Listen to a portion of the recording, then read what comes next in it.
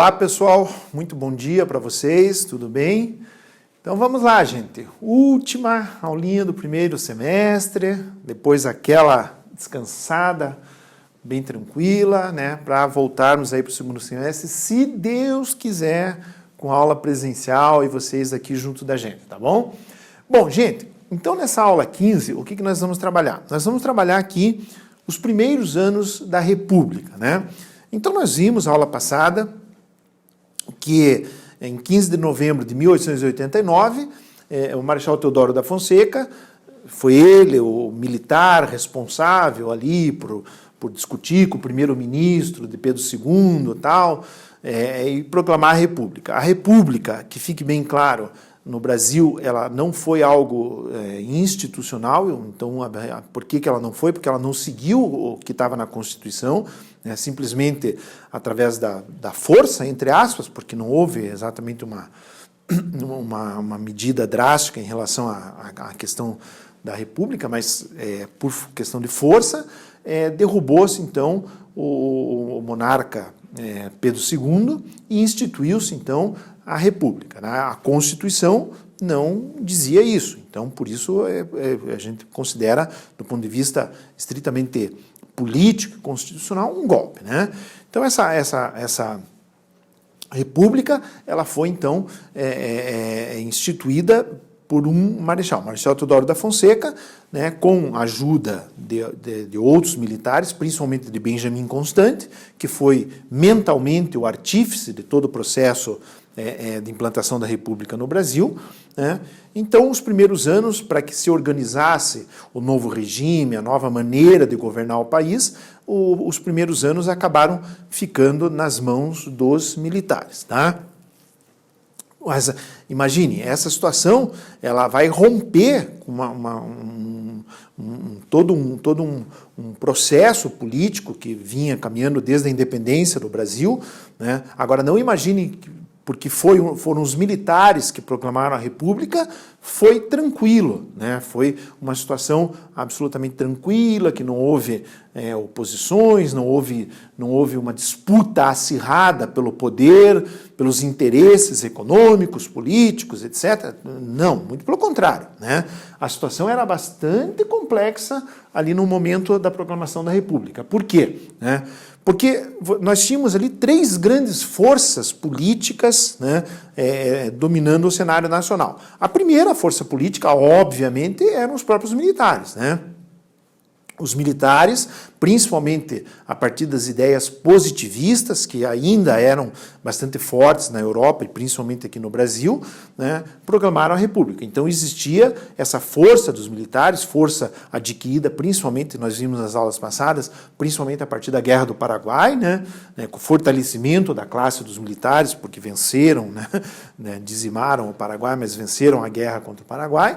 Né? Então existia esse bloco, né, o bloco dos militares, né?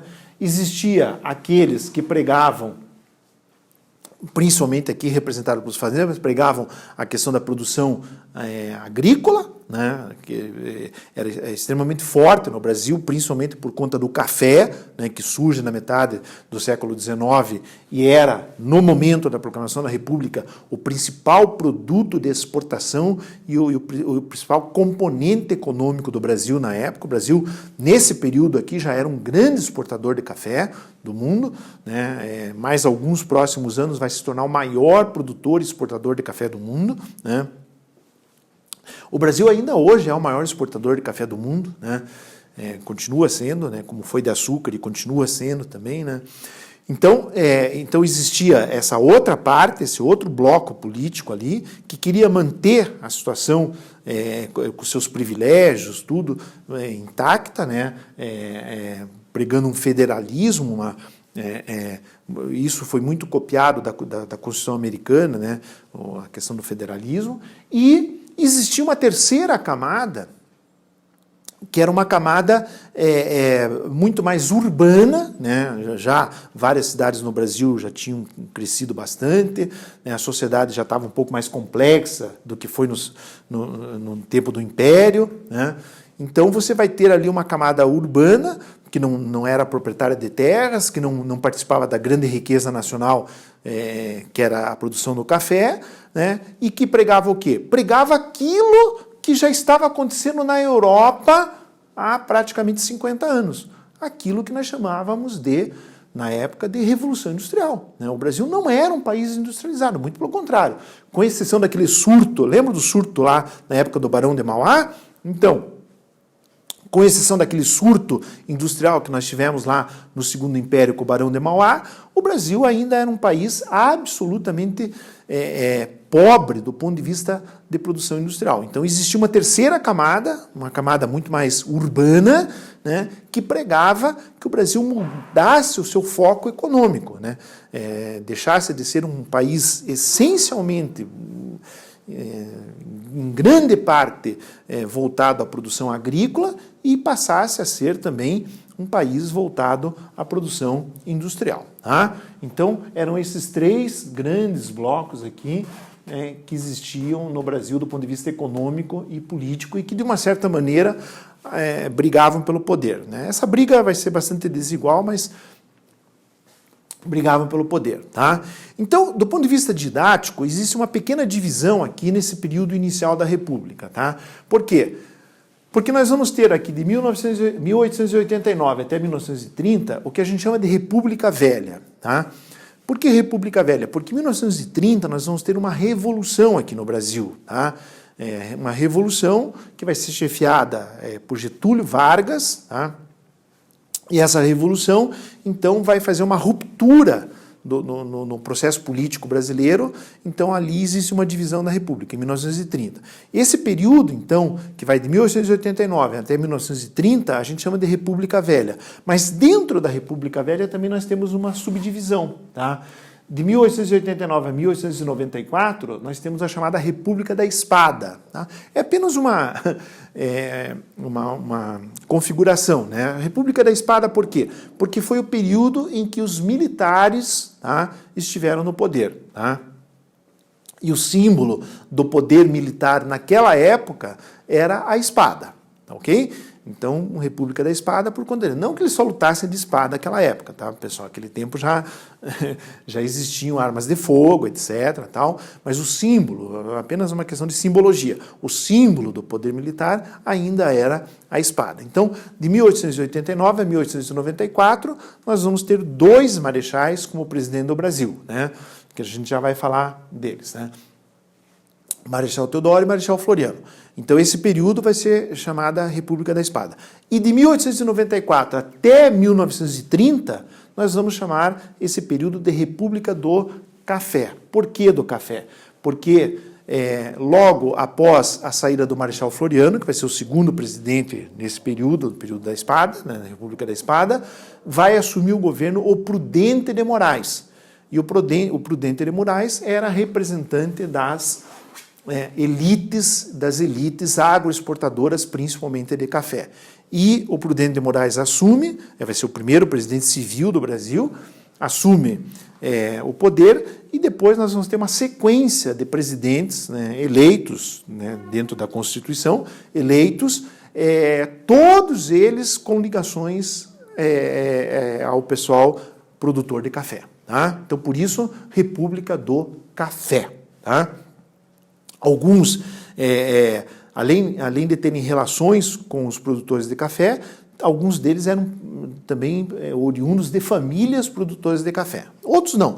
Outros eram políticos que tinham ligações diretas com o pessoal produtor de café, as grandes elites, os grandes proprietários rurais, tá ok? Então, por isso, essa divisão aqui... Claro que essa divisão, gente, é uma divisão apenas didática, não é uma divisão, né, que vai acontecer literalmente. Faz tudo parte da chamada República Velha, tá ok? Bom, então vamos lá. Vamos falar aqui um pouquinho do governo do Teodoro da Fonseca. Tá? Então, veja, o Teodoro da Fonseca, ele vai assumir o governo em 1889, até porque foi ele que liderou, então, né, o golpe da República, assume o poder, mas o Teodoro da Fonseca, ele tinha uma característica muito clara. Tá? Ele era um grande militar, ele foi um grande comandante de tropa, né? ele foi para a Guerra do Paraguai, foi um herói, era amigo íntimo do imperador Pedro II, amigão mesmo do Pedro II, né? Tanto que ele foi escolhido, uma das razões, né? Não foi só essa, mas uma das razões pelas quais ele foi escolhido foi justamente essa. Por ser muito amigo de Pedro II, achavam que a questão da violência que podia acontecer com a família real seria diminuída. E realmente foi o que aconteceu, né? Quando ele proclama a República, a família real vai ser exilada do Brasil e eles Pedro II vai então se exilar na França e acaba falecendo lá na França algum tempo depois, tá? Então o Marechal Deodoro assume o poder, né? Mas qual era o problema? Qual é o problema numa situação dessa na prática mesmo, né? Gente, ser militar é uma coisa, ser político é outra. É bem diferente uma coisa da outra, tá? Por quê? Porque o militar, via de regra, ele está acostumado a seguir regras rígidas, hierarquias muito claras e bem determinadas, né? E o Marechal Deodoro, a experiência dele era essa, era uma experiência tipicamente militar, inclusive como um grande comandante de tropa, tá? E uma outra coisa também que vai pesar pelas decisões que ele vai tomar, que muitas decisões são confusas, são decisões talvez até erradas por um momento, ele era uma pessoa com bastante idade, ele era praticamente da idade do imperador, talvez 1 ou 2 anos mais novo. Mas ele já contava lá com seus 60 e tantos anos e um pouquinho antes ali dele proclamar a República, ele estava muitíssimo adoentado, tá? Estava assim com sérios problemas de saúde. Então, quando ele assume a presidência do Brasil, vocês vejam a complicação, né? Uma pessoa não acostumada aos trâmites, trâmites é uma palavra bonita, agora vamos falar a realidade, nas tramóias da política que sempre existiu no Brasil, né? Não acostumada com isso, uma pessoa já com idade bastante avançada, uma pessoa já com a saúde abalada. Então, tudo isso vai tornar esses ano e pouco de presidência do Marechal Deodoro extremamente confusos, né? Alguns autores dizem que o Marechal Deodoro, como presidente do Brasil, foi um excelente militar, porque, na verdade, como presidente do Brasil, ele cometeu muitos erros, tá? Quais foram os primeiros problemas que aconteceram aqui?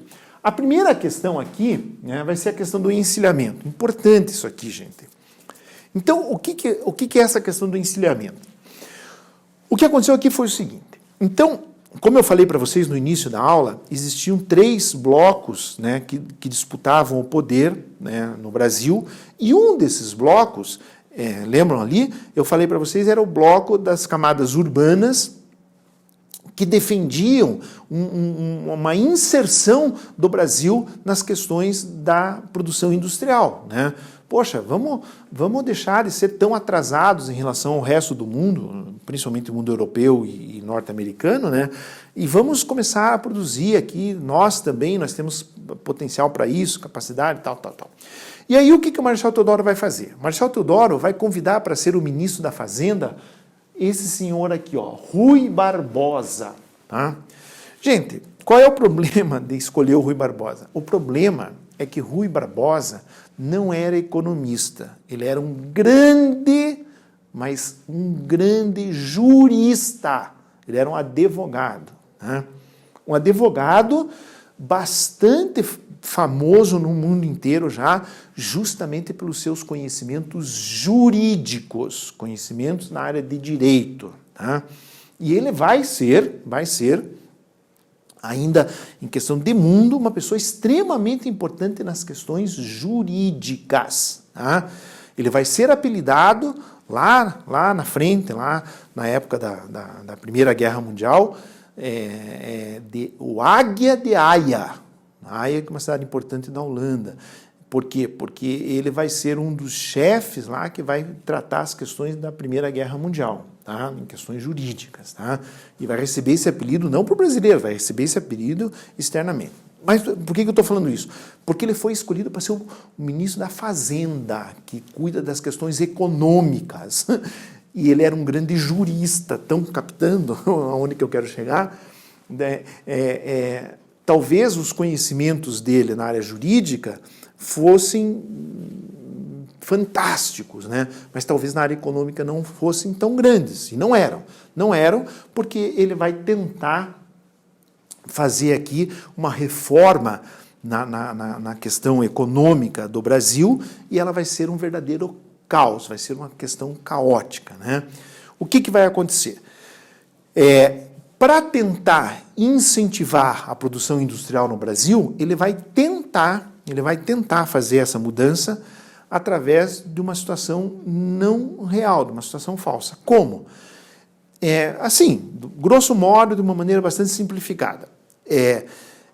As pessoas que tivessem projetos industriais, onde desenvolviam esse projeto, né, do ponto de vista de estudo e tal, e apresentavam esse projeto para o governo no sentido de receber financiamento para implementar, né, a sua indústria ou a sua produção industrial. Muito bem, mas qual era o problema do governo? O problema do governo é que o governo não tinha dinheiro para fazer esses empréstimos. Então, o que o Rui Barbosa vai fazer? Ele vai começar a imprimir dinheiro para financiar esses pseudo-industriais que começaram a nascer a partir dessa política aqui, econômica dele, né? Só que o dinheiro, gente, a questão imprimir dinheiro sem você ter o que a gente chama de lastro, você desvaloriza o dinheiro, né? Se fosse só imprimir, tudo que o país imprimia um monte de dinheiro, não existia problema econômico no mundo. Só que não funciona assim, isso é extremamente complexo, tá? O dinheiro, na verdade, ele não é nada, ele representa alguma coisa, tá? Então, o dinheiro, ele representa a riqueza que aquele país ou aquela pessoa tem, né? Ele é um papel, né? Então, ele representa. Então, como ele começou a imprimir dinheiro sem ter lastro, o nosso dinheiro começou a desvalorizar. E o pior de tudo aqui entra a questão da formação educacional, cultural do nosso povo. O pior de tudo isso é que pessoas, percebendo essa situação, começaram a fazer planos lá para obter esses empréstimos que efetivamente não levavam a nada, né? Eles não implementavam. Eu vou construir uma fabriqueta lá para fabricar móveis, tá? Então, fazia o plano lá, ia num determinado banco lá e pedia o empréstimo para fabricar móveis lá. Aí saiu o empréstimo, ao invés de implementar a fábrica na qual estava o plano, usava esse dinheiro para outras coisas, tá? Porque daí você, quando fazia o plano lá, você tinha que comprar máquina, você tinha que empregar 12 pessoas para fazer isso, fazer aquilo, tal. Só que as pessoas pegavam esse empréstimo e esse empréstimo não era usado para aquilo. Usavam para quê? Para benefício próprio. Olha o problema das coisas que acontecem no Brasil, né? Então era muito comum pessoas pegando empréstimo do governo para usar em benefício próprio e não faziam aquilo que estava no plano, né? E o governo não fiscalizava, então imagine a bagunça que virou essa situação, né? Se todo mundo fosse absolutamente honesto, talvez pudesse ter mudado alguma coisa. Eu vou fazer uma fábrica de móveis e vou empregar 15 pessoas. Ótimo, você vai começar a produzir, né, industrialmente alguma coisa e vai empregar pessoas. Só que grande parte das pessoas, percebendo a ineficácia do governo em fiscalizar essas situações, simplesmente usavam o dinheiro para benefício próprio, né? Faziam de tudo, gente, de tudo que vocês podem imaginar. Compravam nas terras, que era uma coisa importante na época, né? Produzir alguma coisa na terra, principalmente café. Viajavam para a Europa, né? Usavam esse dinheiro das formas mais diversas possíveis, né? E não faziam aquilo que estava no plano, né? Então, o que aconteceu? Aconteceu que esse encilhamento, né? Encilhamento aqui é uma palavra que tem a ver com cavalgada, né? Com cavalo, né? Quando você põe aquelas coisas em cima do cavalo para que o trote seja mais macio, né? Você está encilhando o cavalo. Então usou essa palavra porque, na verdade, as pessoas começaram a montar em cima do governo para uso, para benefício próprio, coisas assim, né? Foi uma analogia que fizeram lá, né? E aí, o que acontece é que o plano de Rui Barbosa fracassa redondamente, o governo se endivida, cria um processo inflacionário, porque quando o dinheiro começa a valer menos, você tem que usar mais dinheiro para comprar a mesma mercadoria, isso é o que nós chamamos de inflação, né? E o objetivo principal do plano, que era tornar o Brasil um pouco mais industrializado, foi por água abaixo, porque praticamente ninguém cumpriu aquilo que fez ao obter os empréstimos, né? Então, o primeiro grande fracasso do governo de Marechal Deodoro vai ser esse aqui, né? O Rui Barbosa, evidentemente, depois ele é trocado, mas o mal já estava feito, né? E depois ele vai acabar se dedicando à sua área, que é a área jurídica, né? E depois, inclusive, vai ser candidato a presidente do Brasil por 2 vezes e vai perder as 2 vezes. Mas isso a gente vai falar um pouquinho mais para frente, tá? Então essa foi a primeira grande crise do governo do Marechal Deodoro. A segunda crise, que eles chamam de questão das missões, né, foi uma situação também, você veja o que é um governo quando um governo titubia, né, nas coisas, assim, titubeia nas coisas, não tem firmeza, né? Então, o que estava acontecendo é assim, aqui no sudoeste do Paraná, na região de Palmas, na divisa com a Argentina, ali, existia terras que estavam em litígio. Litígio, você sabe, disputa, né, entre o Brasil e a Argentina, tá? E aí o que vai acontecer? O Marechal Deodoro indica o seu ministro das Relações Exteriores, que era Quintino Bocaiúva, tá? Indica lá que o Quintino Bocaiúva resolvesse essa pendenga lá com os argentinos. E o Quintino Bocaiúva vai lá, senta-se à mesa lá com os representantes argentinos e eles resolvem pegar a área em litígio e dividir ao meio. Então fica, vamos supor que fosse uma área de 10, 5 fica com vocês, 5 fica comigo, tá? E volta todo faceiro lá para o Rio de Janeiro, dizendo que tinha resolvido a questão lá das missões, a questão de Palmas lá, né? Só que, o que acontece? Como aquela região já era habitada por descendentes de portugueses e brasileiros, o povo e os políticos que eram contra, né, o governo vão cair em cima dele, né? E o povo começa a se revoltar lá nas questões, os políticos começam a cair em cima do governo, né, porque o Quintino Bocaiúva era o ministro do governo, né, e o governo, para atender as demandas, as revoltas ali, as insatisfações que estavam acontecendo, tanto com o povo lá da região como com os políticos, o governo brasileiro resolve voltar atrás. Mas voltar atrás de um acordo que já tinha sido feito, não assinado, mas já tinha verbalmente sido delimitado. Aí os argentinos vão ratear, né? E aí, por muito pouco, não vão às vias de fato. O que é vias de fato? Por muito pouco o Brasil não entra em guerra com a Argentina, tá? Por questão dessa disputa de terras. Bom, para o Brasil, né, com exceção da Guerra do Paraguai, mas nunca se envolveu nessas pendengas, para evitar essa possibilidade, né, o que o governo vai fazer? O governo vai mandar essa questão para órgãos internacionais julgarem.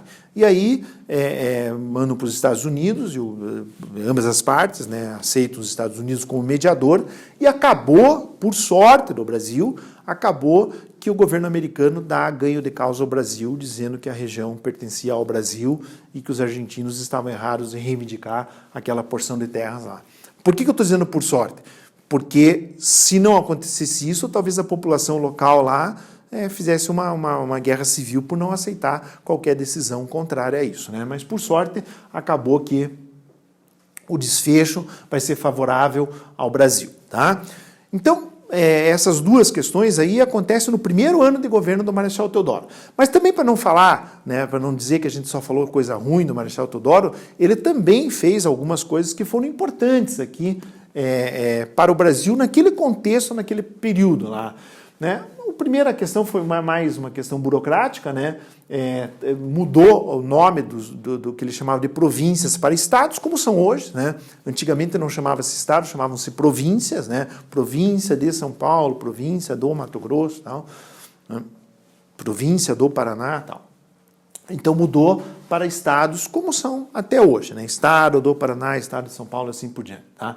Extinção do Conselho de Estado, óbvio, o Conselho de Estado era um conselho que assessorava o imperador, lembram disso? A gente viu lá, tanto no primeiro reinado, mas principalmente no segundo reinado, quando Pedro II assume o poder com 14 anos, né? Obviamente as decisões tinham que ser analisadas por pessoas mais experientes, então o Conselho de Estado foi bastante atuante lá, não tinha mais sentido ter Conselho de Estado, o Conselho de Estado assessorava o imperador, não tinha mais imperador, então fim do Conselho de Estado, né? Isso aqui é importante, separação da Igreja e do Estado, né? Nós vimos que durante todo o período imperial, Igreja e Estado era uma coisa muito misturada, muitas decisões, né, até foi uma das questões que derrubou o Segundo Império, né, derrubou o imperador, a questão religiosa, eram que Igreja e Estado se misturavam no sentido em que um tentava influenciar no outro, né? Então era o governo que tomava decisões que cabiam à Igreja, a Igreja tentava influenciar nas decisões do governo, e isso durante todo o período imperial do Brasil era muito complicado, era muito complexo, porque a Constituição não fazia essa separação claramente, né? Então, houve essa separação da Igreja do Estado. Então, a Igreja vai lidar das questões religiosas, o Estado vai lidar das questões políticas, né? Então, pelo menos do ponto de vista teórico, isso passou a existir no Brasil, né? Adoção do federalismo, tal qual os americanos. Isso aqui é uma situação complexa também, porque, assim, o federalismo implica em que cada Estado, agora Estado, né? Cada Estado tenha autonomia, né, desde que não vá contra a Constituição Nacional. Só que no Brasil, essa questão do federalismo nunca funcionou de maneira adequada ou correta. Por quê? Porque, na verdade, as questões ligadas à economia fazem com que os estados sempre dependam do governo central, do governo federal, né? E aí que as decisões acabam sempre sendo influenciadas pelo governo federal, tá? Não sei se vocês sabiam, mas cada estado no Brasil tem a sua Constituição. Só que ela raramente é citada ou praticada, né? Nos Estados Unidos, não. Por exemplo, nos Estados Unidos, que é o federalismo lá, vocês sabem, né? Vocês têm lá nos Estados Unidos estado que permite a pena de morte para crimes capitais. E tem estado que não permite. Por quê? Porque existe a autonomia dos estados, né? Então, essa questão do federalismo, embora no papel ele exista, tá? Ele exista, né? Tudo certinho, na prática deixa muito a desejar, tá? E esse aspecto aqui também foi muito importante, que a gente chama de grande naturalização, né? Grande naturalização no sentido que desde 1850, lá com a aplicação da lei Eusébio de Queiroz, que proíbe o tráfico negreiro, né, o fluxo migratório para o Brasil foi muito intenso. E isso vai ocorrer a partir da abolição da escravidão de maneira muito intensa. Então, no fim do século XIX, fim do século XIX, esse fluxo migratório no Brasil foi extremamente intenso, tá? E a maioria das pessoas que chegavam aqui no Brasil, chegavam dos países e ficavam, não eram considerados brasileiros, eram considerados imigrantes, né? Que estavam aqui provisoriamente. Então, criava isso uma condição de instabilidade para as pessoas que ficavam aqui. Então, o que o Teodoro vai fazer aqui? Todo mundo que está aqui no Brasil, né, que não tenha cometido crime e tal, tinha uma série de artigos lá e tal, mas todo mundo que está aqui no Brasil, que veio aqui para o Brasil, tal, nesse período, né, de 1850 até agora, vai ser automaticamente naturalizado e considerado brasileiro, tá? Então, as pessoas passam a viver legalmente aqui no Brasil com uma naturalização generalizada. É o que a gente chama de grande naturalização. Isso foi importante no sentido que vai dar confiança a esses estrangeiros e legaliza uma situação que era provisória, né? Porque você está num país e você não é considerado um cidadão daquele país, né? O que diz, vamos expulsar agora os marcianos aqui do Brasil, vamos expulsar. Então, né, e você não tem direitos políticos, uma série de coisas. Então, essa grande naturalização ela vai trazer aqui muita tranquilidade para as pessoas que vieram para o Brasil nesse período aqui. E outras leis em relação à naturalização também foram implementadas nesse período aqui. Tá? Então, isso foi uma situação também bastante importante, tá ok? Bom, vamos falar também rapidamente aqui da primeira Constituição republicana do Brasil. Porque, vejam, a Constituição que existia até então foi aquela Constituição outorgada por Pedro I em 1824. Né? Foi a mesma Constituição durante todo o Império. Pessoal, a Constituição mais longa do Brasil até hoje foi a primeira Constituição do Brasil. A Constituição outorgada por Pedro I em 1824. Tá? Essa que está em vigência agora, de 1988, poderá se tornar a mais longa, mas tem que durar muitos anos ainda. Tá? Então, nós vamos ter aqui promulgada, então, a primeira Constituição republicana do Brasil, que vai ser em 1891. Tá? Então, algumas coisas que foram feitas só repetindo, basicamente, aqueles atitudes já tomadas por Teodoro lá. Né? Então, o Brasil passa a ser um Estado federalista, como eu falei para vocês, numa federação, os Estados têm certa autonomia. Por que eu gosto de frisar essa questão de certa autonomia? Porque os Estados não são autônomos para fazer o que quiser. Eles podem fazer, tem a sua Constituição, né, eles podem pôr na Constituição qualquer coisa que não vá contra a Constituição Nacional. Por exemplo, no caso do Brasil, né, por que nenhum Estado pode implantar a pena de morte? Porque na Constituição Federal, é proibido, de acordo com a Constituição Federal, é proibido a pena de morte no Brasil. Tá? Então, por mais mesmo que o Estado queira ou não queira, não pode, porque Deus vai contra a Constituição Federal. Nos Estados Unidos é facultativo. Né? Lá na Constituição dele, cada Estado tem o poder de decidir se quer ou não quer. Tá ok? Então, são coisas diferentes. Então, você vai ter aqui autonomia para os estados, mas como eu falei para vocês, é bastante teórico isso. Né? A divisão de poderes, né? Como todos os países republicanos da época e continua sendo, nós temos 3 grandes poderes que devem ser todos eles com o mesmo poder, né? Um controlando o outro, no sentido que haja equilíbrio dos 3 poderes, né? Executivo, legislativo e judiciário. Tá? Isso aqui também foi importante, né? Fim da vitaliciedade, quer dizer, o Senado, na época do Império, era vitalício. A pessoa era eleita senador e até morrer ficava senador. Tá? Agora não. Né? Aqui, então, o Senado passa a ter tempo determinado, tá, ok?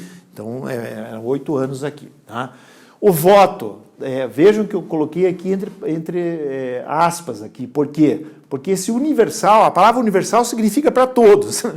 Gente, observe ali. O voto é universal, mas tem um mais, né?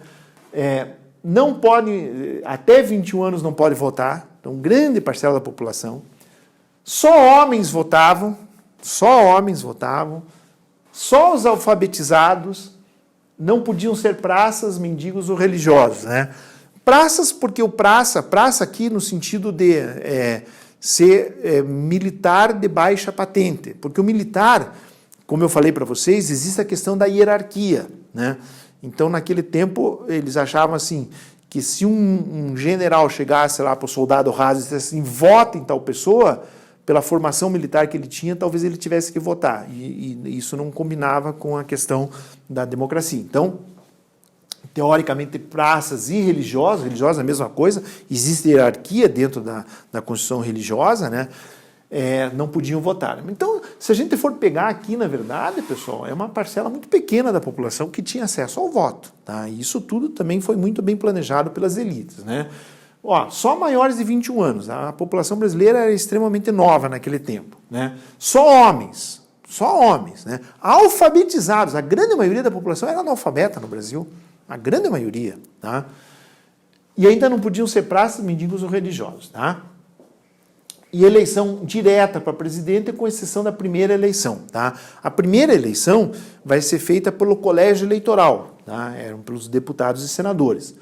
Com exceção da primeira eleição, né, que seria indireta, a partir das próximas eleições deveriam ser diretas, né? E o mandato era de 4 anos aqui, tá? Bom, na primeira eleição já deu problema. Por quê? Porque como era feita pelo colégio eleitoral, o Marechal Deodoro vai ser o candidato natural da situação, né? Ele vai disputar justamente com o Prudente de Moraes, que era o representante dos cafeicultores, que era outra ala, né, que tinha um poder econômico no Brasil, né, principalmente que tinha um poder econômico. Mas o Marechal Deodoro, ele vai ganhar pelo colégio eleitoral de uma maneira relativamente forçada. Ele praticamente ameaça os congressistas, ameaça no sentido militar da coisa, né, caso ele não fosse eleito, tá? E aí que ele acaba vencendo a eleição, né? Só que naquele tempo, a eleição era uma eleição extremamente complicada, porque você votava para o presidente, você não, o colégio eleitoral, no caso dessa primeira eleição, votava para o presidente e para o vice-presidente você votava separado, não era uma chapa única. Então o que vai acontecer? Vai ser escolhido para presidente o Teodoro, né, Partido Republicano PRP, Partido Republicano Paulista aqui, tá? Que obviamente os paulistas, que eram os maiores produtores de café, apoiavam, né, o Prudente de Moraes, que era o representante dos cafeicultores. O que vai acontecer? O Teodoro vence e o Marechal Floriano, apesar de ser marechal também, ele apoiava o Prudente de Moraes. Olha a confusão, gente. Vai ser eleito um presidente, né, que tinha uma visão de governo, e o vice-presidente apoiava o outro candidato. Podia naquele tempo. Tá? Então, embora os dois fossem marechais, né, o Floriano era bem mais novo que o Teodoro, eles não batiam. Eles eram desafetos. Não se bicavam os dois. Tá? E aí o Teodoro, né, acaba vencendo de uma maneira relativamente forçada, né? Ele já vai começar a ter uma série de atitudes ali, ele perde por conta de ele forçar a barra para ser eleito presidente. Quando ele é eleito presidente, na verdade, existia lá aquela outra ala dos cafeicultores que lançou um candidato, e o vice-presidente escolhido era candidato dos cafeicultores. O que vai acontecer? Ele vai perder completamente o apoio do Congresso. Né? Apoio para votar as coisas. Né? O que ele vai fazer? Como militar, não acostumado à política, não acostumado como militar-chefe, né, militar sempre graduado, não aceita a derrota. O que ele vai fazer? Vai fechar o Congresso. Começar, alô, nossa república aqui começou com tudo. Simplesmente perde o apoio do Congresso, não discute a situação, não analisa a situação, vai lá e fecha o Congresso. Bom, aí começam os problemas. Por quê? Porque a armada é sinônimo de marinha. Armada é como se chamava antigamente, na época do Império, a Marinha do Brasil. A armada não aceita essa situação, tá? E vai fazer a chamada primeira revolta da armada. Pessoal, só vou fazer um parênteses, eu sei que eu estou me estendendo um pouquinho, mas é necessário. O que acontece aqui na questão das Forças Armadas brasileiras é o seguinte: até a Guerra do Paraguai, a elite das forças militares do Brasil era a Marinha. Porque, na verdade, como o Brasil nunca tinha participado de uma guerra, uma coisa, o que acontecia? A Marinha, para defender, e lembram-se lá no comecinho da história do Brasil, né, que os portugueses enviaram expedições guarda-costas. Era a Marinha, guarda-costas. Vinham barcos para defender lá o território brasileiro e tal. Então, a Marinha era a parte de elite das Forças Armadas brasileiras. Isso até a Guerra do Paraguai. Com a Guerra do Paraguai, quando efetivamente houve a guerra, e aí os militares, né, do Exército que foram mais para a guerra, embora houvesse algumas batalhas navais também, mas a grande parte da guerra foi desenvolvida em terra, né, pelos militares do Exército, o Exército se fortalece. E aí vai acontecer isso. A Marinha vai ficar de rusga com o pessoal do Exército. Né? E aí, apesar de atuar todo mundo junto na programação da República, nessa situação em que o Teodoro fecha o Congresso e começam as pendengas de Teodoro com o poder político, a Armada se posiciona contra o Teodoro. E aí vai ter a primeira revolta da Armada, chefiada por um almirante chamado Almirante Saldanha da Gama. Tá? E aí nós vamos ter a primeira revolta da Armada. Tá? A situação se tornou absolutamente complexa, difícil. Teodoro já em idade avançada, Teodoro doente, Teodoro não sendo político e sendo militar. O que ele vai fazer? Ele vai renunciar. Tá? Renuncia com 1 ano e pouco de governo. Menos de 2 anos, com 1 ano e pouco de governo. Renuncia. Tá? Ao renunciar, quem é que assume o poder? O seu vice, que era o Marechal Floriano. Tá? Muito bem. Daí todo mundo vai dizer assim, então agora está resolvida a situação, porque o Floriano assume, o Floriano era apoiado pelos cafeicultores paulistas, tal, e a coisa vai se tranquilizar. Não. Infelizmente, não. Tá? Por quê? Porque o Floriano, vejam, as coisas que acontecem aqui, dá vontade de chorar, pessoal, dá vontade de chorar. O Floriano assume o poder dentro da normalidade constitucional. Né? Qualquer coisa que acontecer com o presidente, morrer, renunciar, assume o vice. Tá? Beleza.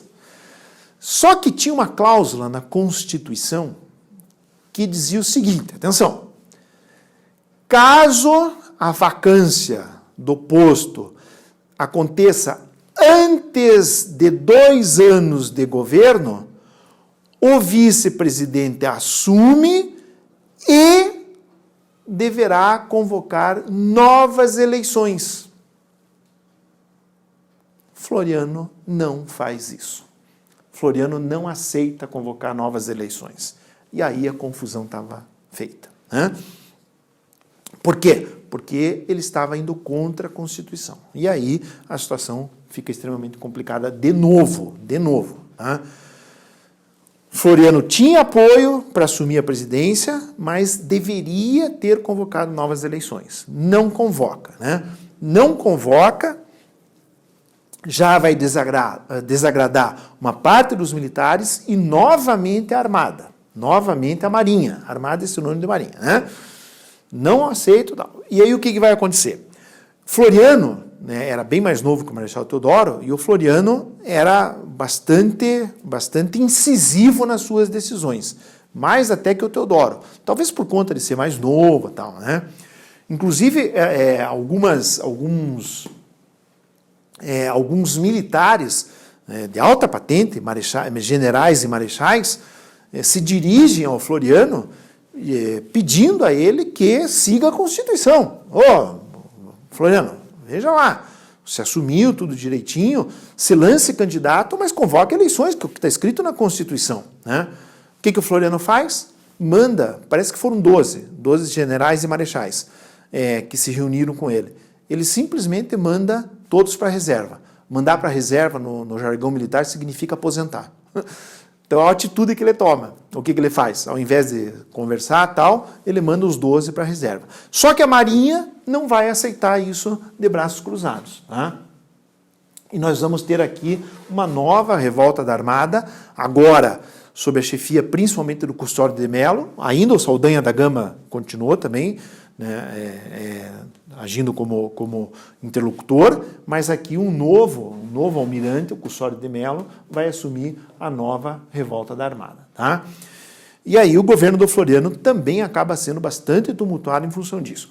Uma situação que vai acontecer aqui, muito séria aqui, vai ser essa revolução federalista no Rio Grande do Sul. Tá? Rapidamente eu vou explicar aqui para vocês o que aconteceu. Tá? O que aconteceu aqui? Lá no Rio Grande do Sul, existiam 2 grupos fortes do ponto de vista político. Tá? Os chamados pica-paus, né? Porque a espingarda que eles usavam lá nas guerras, lá no Rio Grande do Sul, fazia pá, pá, pá, pá, que era muito parecido com o bico de um pica-pau batendo na árvore assim. Tá? Então apelidaram lá os seguidores do Júlio de Castilhos de pica-paus. Tá? E os maragatos, né? Chefiados por Silveira Martins. Essa disputa era era uma disputa aparentemente interna, lá no Rio Grande do Sul. Tá? Os pica-paus, seguidores do Júlio de Castilhos, eles pregavam um governo centralizado, forte e com ideias positivistas. Opa! Ideias positivistas, forte e centralizado. Isso estava totalmente de acordo com as ideias do Marechal Floriano. Tá? E os maragatos pregavam uma revolução na política brasileira. Né? E, se possível, até implantar o parlamentarismo. Uma coisa nova, né? O parlamentarismo dentro da República, o que era uma coisa impensável naquele período. Então, essa disputa que estava acontecendo lá no Rio Grande do Sul, de maneira interna, ela vai se tornar nacional. Por quê? Porque o presidente, o Marechal Floriano, de maneira explícita, vai apoiar os pica-paus, seguidores de Júlio de Castilhos. Então, uma disputa que era localizada, regional, lá no Rio Grande do Sul, ela acaba se tornando uma disputa nacional. Por quê? Porque o presidente da República, né, e os seus seguidores acabam, então, tomando partido de uma das facções lá do Rio Grande do Sul, de uma dos blocos do Rio Grande do Sul. Né? E aí, essa revolução aqui começa a se espalhar para outros estados e a situação começa a se tornar extremamente complicada. Por quê? Porque a Armada, que era contra o Marechal Floriano, né, vai lá, alguns navios, e para tentar influenciar também na sua concepção contra o Marechal Floriano, domina a cidade de Desterro, Nossa Senhora de Desterro, em Santa Catarina. Vocês sabem, todo mundo sabe onde é que fica Desterro, com certeza, né? Sabe ou não sabe? Claro que sabem, porque Desterro era o antigo nome de Florianópolis, a capital de Santa Catarina, era Desterro. Então, né, o Custódio de Melo, de Saldanha da Gama, né, e a Armada vão lá e dominam o litoral de Santa Catarina, naquela região ali. Né? E lá embaixo começam a vir, né, os revoltosos lá e vão chegar aqui na região da Lapa. O que acontece aqui na região da Lapa? Então, na região da Lapa, estava um quartel, até hoje existe na Lapa um grande quartel, não sei se ainda é quartel, mas existe ali na entrada da Lapa, aqui a Lapa, aqui pertinho de Curitiba, tá? Vai gerar um dos momentos mais interessantes aqui na história do Paraná. Né? O que vai acontecer? Os revoltosos, então, dominam Santa Catarina, começam a subir do Rio Grande do Sul, né, e chegam na Lapa, que tinha um grande quartel, e esse quartel estava lá a serviço do Marechal Floriano. Então, qual era a ideia deles? A ideia deles era a seguinte, era chegar na Lapa, né, os revoltosos em um número muito maior, mas muito maior mesmo, praticamente 10 vezes mais homens, vêm lá do sul. Né? A ideia deles era passar pela Lapa rapidamente e até conseguir algumas adesões, e da Lapa era um pulinho para chegar em Curitiba. Aí eles já tinham dominado o Rio Grande do Sul, o Custódio de Melo já tinha dominado ali a região litorânea de Santa Catarina, e a ideia deles era dominar o Paraná, e aí eles teriam todo o sul do Brasil dominados. Né? E com o sul dominado, né, eles iriam para São Paulo, e de São Paulo para o Rio de Janeiro, e acabavam derrubando o Marechal Floriano e dominando o Brasil e impondo as ideias lá dos maragatos. Né? Só que o que vai acontecer é que na Lapa, embora o número de soldados revoltosos que foram contra o Marechal Floriano fosse muito maior do que os soldados da Lapa, a Lapa resistiu. A Lapa resistiu por praticamente 3 semanas. O que eles imaginavam que ia ser em 1 ou 2 dias, durou quase 3 semanas. Né? E, na época, o coronel Gomes Carneiro, que era o chefe do pelotão da Lapa, na Lapa ele é considerado um herói, existe até na Lapa um monumento chamado Panteão dos Heróis, né? Onde tem toda essa história, com fotografias, utensílios, armas que foram utilizadas no cerco da Lapa. Mas o fato é que a Lapa vai resistir muito mais do que imaginam, né? Assim, de uma maneira absolutamente fantástica, no sentido militar da coisa, porque a quantidade de revoltosos era tão maior do que os soldados da Lapa lá, e a resistência foi tão voraz, né, que permitiu que as tropas de Floriano se reorganizassem e descessem do Rio de Janeiro, São Paulo, e chegassem às portas de Curitiba, impedindo que os revoltosos acabassem tomando a cidade de Curitiba, né? E aí eles se desgastam e o Floriano então consegue vir descendo e apoiando o Júlio de Castilhos, consegue então retomar a situação e impor a vontade dele, que era permanecer no governo sem realizar eleições. Então o Cerco da Lapa foi extremamente importante nesse contexto histórico aí, tá? E aí só uma curiosidade, né, pessoal? Por que mudou o nome da capital de Santa Catarina, Nossa Senhora do Desterro, para Florianópolis? Porque Florianópolis foi tomada pela Marinha, chefiada por Custódio de Mello, foi tomada, e o Marechal Floriano, não ele, né, mas as tropas dele, que vão descendo ali depois do Cerco da Lapa e se organizaram, liberta a capital de Santa Catarina dos revoltosos da Armada. E aí, em homenagem ao Marechal Floriano, muda-se o nome da cidade de Nossa Senhora do Desterro para Florianópolis, cidade de Floriano. Entenderam? Então, viu como todo mundo conhecia Nossa Senhora do Desterro? Então, gente, bom, apesar de todas essas idas e vindas, tal, Floriano acaba o mandato, né, em 1894, acaba o mandato, daí vão ser praticadas novas eleições, né, de maneira inconstitucional, né, acabei de falar para vocês por quê, porque ele deveria ter convocado a eleição, mas não convocou, conseguiu sufocar a revolução lá no Rio Grande do Sul, federalista, né, conseguiu dominar a armada, tal, adquiriu navios para lutar com a armada, tal, e apesar de todas essas indas e vindas, o Marechal Floriano, ele recebe alguns apelidos, né? Um deles é Consolidador da República, porque efetivamente, né, existia também no Brasil, não de maneira muito forte, de maneira muito ativa, mas existia também no Brasil adeptos de uma possível volta à monarquia, porque não esqueçam que a República foi um golpe, tá? Foi um golpe. Então existia lá gente que achava que o Brasil devia voltar à monarquia, tal, né? Com as decisões e com as atitudes de Floriano, né, a República efetivamente fica consolidada, né? E esse outro apelido que ele recebe aqui, Marechal de Ferro, é por conta das atitudes dele, né? Quando colegas dele de farda foram lá pedir para ele seguir a Constituição e convocar novas eleições, o que ele faz? Simplesmente manda os 12 para a reserva, simplesmente aposenta os 12, né? E as decisões que ele tomava eram decisões extremamente firmes, né? E daí esse apelido aqui, Marechal de Ferro, tá ok?